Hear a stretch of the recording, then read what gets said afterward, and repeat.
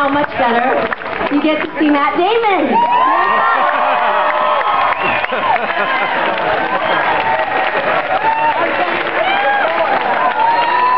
What's up, Miami?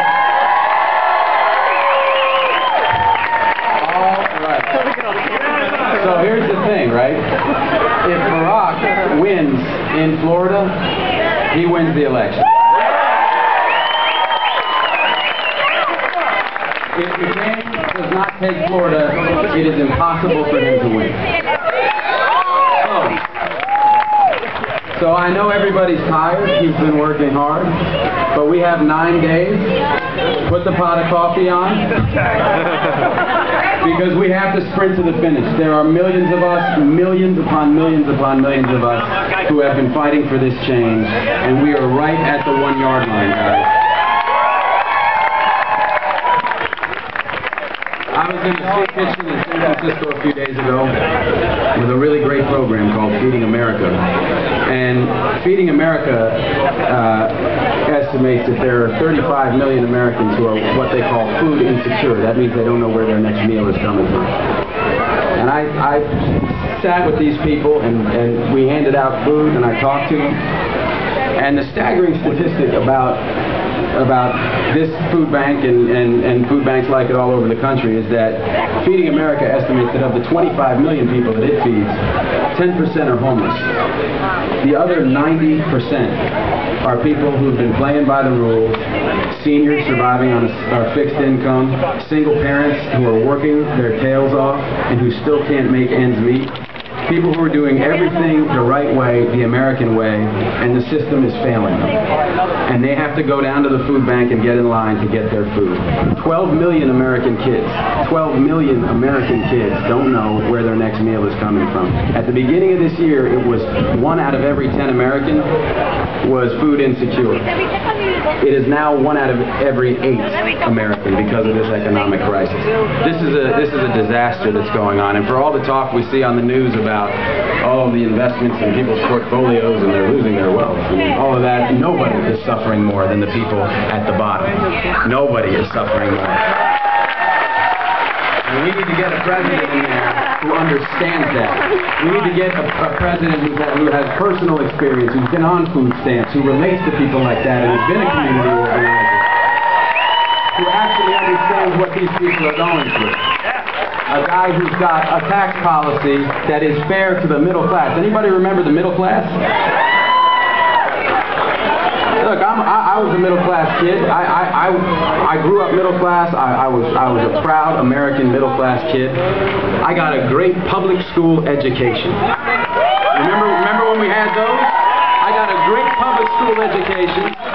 And I got into a great university because I had a great public school education. Well, we started my stepdaughter in public school because my wife and I are both public school kids. My mother's a professor of early childhood education. We believe in American public education. The only problem was when the teachers met me, they took me into the break room and told me, you have the resources, you need to put your kid in private school. You need to put your kid in private school. No Child Left Behind is leaving a lot of children behind. Now, in theory, everybody believes in the mission of No Child Left Behind, but in its application, it's just a mess. And as Barack has said time and again, George Bush left the money behind. So these teachers went on to tell us that because their funding is tied to how well their kids do on these standardized tests, basically they've been completely disempowered and now they have to teach to the test. Right? So I can tell you from experience, I was a very bad test taker. I did very poorly on my SATs and I went to one of these programs that taught me how to take a test better. I got my scores high enough to get into Harvard. I didn't learn anything. I wasn't any smarter because I just learned techniques to survive these tests. So we need to be teaching our kids things that they're actually going to be using in life, not how to take a test.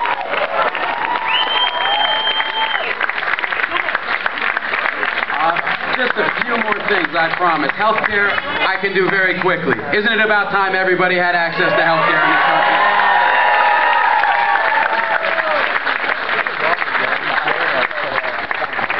finally, what we're investing in, this is like a job interview, right? We are interviewing, we have two applicants for this job at this point. This is the hardest job known to man. And it's down to 2 people. And we're the boss. What we're investing in is a process, a thought process in this boss. How do they arrive at their decisions? Are they impulsive? Do they go with their gut? Are they erratic?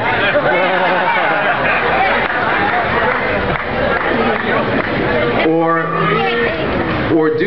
are they able to look at complicated issues and listen to dissenting opinions? Because here's the thing. The problem with the past 8 years is we've had a president who doesn't like dissent. He doesn't like people telling him things that are different from what his beliefs are. And as a result, when you get in a room with a bunch of people and you ask for a consensus, what you end up with is groupthink, horrible judgment, and the worst leader we've ever seen in the United States of America. If you choose to listen to dissent, much like the way the Supreme Court is structured, the brilliance of the structure of the Supreme Court is that there is a voice for the dissenting opinion.